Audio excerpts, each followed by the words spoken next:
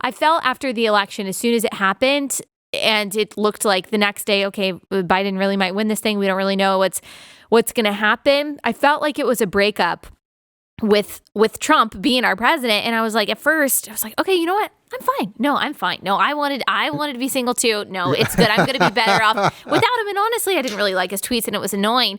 And then as the days went on, I was like, you know what? I'm really sad and I'm kind of mad about how this happened.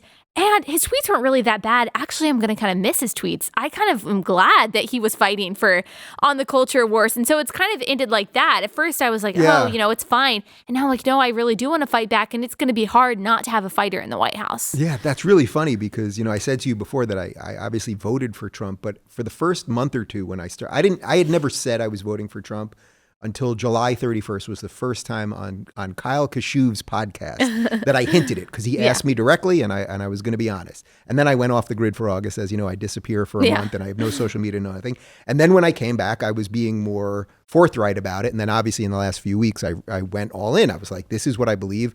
And I'm fighting the same monster that he's fighting and he's an imperfect character.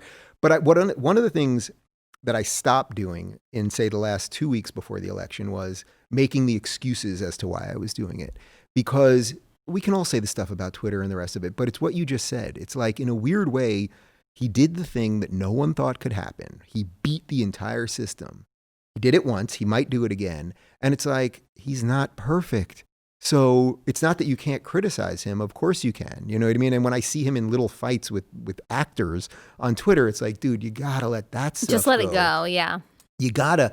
But at the same time, it's hard to criticize the guy who did everything that no one said could happen. Yeah. And I think, so I went in, when I pressed that touch screen and it was for Donald J. Trump and Michael R. Pence, like I was happy to do it. It was the most validating or fulfilling that it's ever felt for me to vote for a president.